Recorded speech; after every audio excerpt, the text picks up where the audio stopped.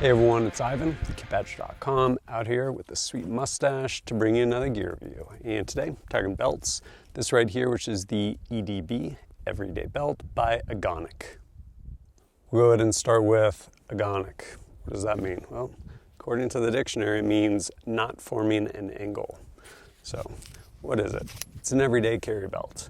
And there's actually some kind of unique stuff going on with it. And yeah, makes for a pretty comfortable way to carry a pistol. A few different components. Right here is the buckle, really flat, low profile, comes in a couple different colors, this being made of aircraft grade aluminum. Right here we have this elastic keeper band, and then the belt itself, which has stretch to it, and it's basically made out of two pieces of, again, the stretch material, and it's sewn like this into different cells. So that does a couple things for us. One, it actually gives us a place for, again, that buckle to slip in when we put this on, and that's what holds it secure. And then also it allows, because each of them is sewn, it allows for sizing. I think it comes sized like 52 inches or something. If you have a 52-inch waist, you should probably do something about that, but it comes super big. And with that, you can basically cut it to fit. So what you'll do is you'll measure it out. Usually want at least 3, maybe 5 cells from when you're wearing it. Again, depending on kind of the bulk of the pistol you're being carrying with it. But once you do that, you basically cut off the excess stuff, burn it, and you're good to go. So custom sized. And then kind of the integral part of this that makes it work, or makes it work exceptionally well with respect to everyday carry, is this Tigris, I always mispronounce it. Basically, it is this piece, it's semi-rigid material. Eventually, it essentially conforms as far as kind of takes shape, rounded, when you end up wearing it, and depending, largely set up kind of more conducive for appendix carry, but this can get kept inside that keeper. You can shove this in there too if you want, and then that goes there, and now we have our belt. And what it really does though is, I guess, a misconception with respect to carrying guns and stuff on your belt is, hey, I need something really rigid. And honestly, I had that misconception a while ago as well. So like, hey, I need like 2 layers of scuba webbing.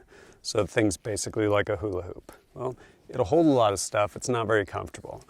But what actually is most important with respect to supporting something like a pistol on a belt is rigidity like this way. So this is fine as long as we have something rigid that we can actually have our holster hanging off of. So this is giving us a flexible, really comfortable belt with an area that is rigid, so we can actually mount our holster to it rather than wearing something honestly uncomfortable for the sake of just hanging something off of one area of the belt. This belt goes on like pretty much any other belt. I will say, since we have these 2 pieces, I'll usually keep it to where they're kind of close together like that, and then just start feeding it through your belt loops. Then once we get around the front, I'd mentioned that elastic. Take that rigid piece, slide it in there, and then we slide this over, hook it through whichever loop you're going to, and now we're set up. We have our belt on. Of course, if we're actually carrying our pistol, usually I will open the belt up to actually put the pistol on. So with this piece here, I'll slide it over a little bit more if need be, secure it there, and then take whatever holster with whatever clip and clip it over this piece. Once we do that, size our belt back to however tight we want it. And you can shift the buckle over if you want to, either way. And now the other added benefit is, because it's not clipped over the top of your belt, the clip, depending on the clip, might still be visible, but it's not over the top, which you can actually get something kind of way more incognito with this method here. And then of course, if you're carrying other tools, you can attach those to your belts as well. So now I have all my tools. With all that said, what has been my experience with basically this setup right here? Well, I've actually worn it a lot, just like day-to-day, everyday carry stuff.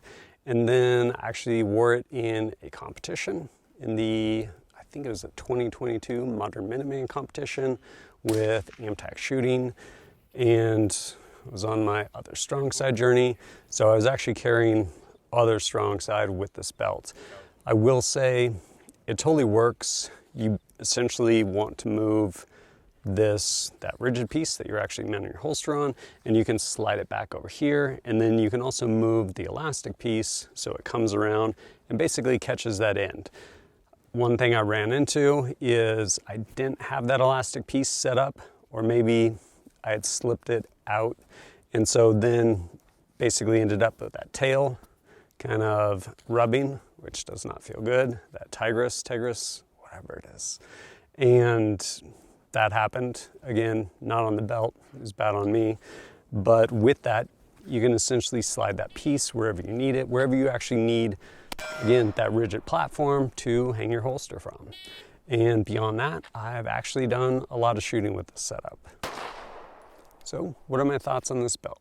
Honestly, I like it on a couple fronts. One, I appreciate someone doing something new that actually worked, versus like, hey, let's just stitch a third layer of scuba webbing onto this thing and make it super rigid.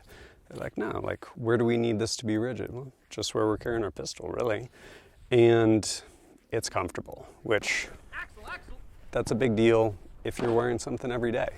And while these cells, because of how they're stitched, they're not as fine of adjustment as some belts, the way you can actually size it, it does a perfectly good job, in part because the whole thing has stretch to it.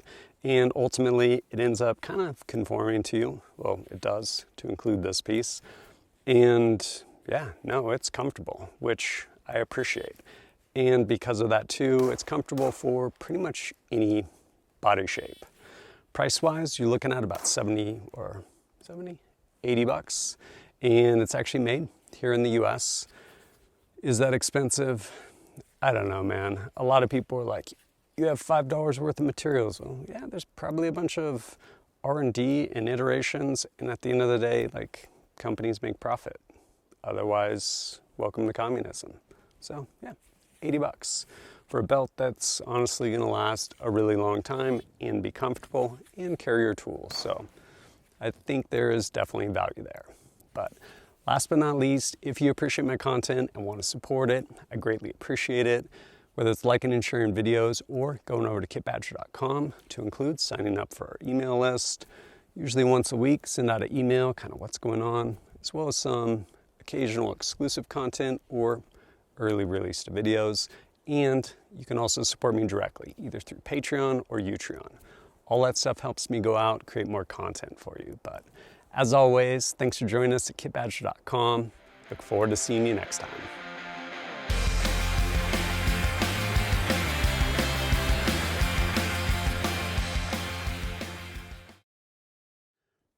We'll go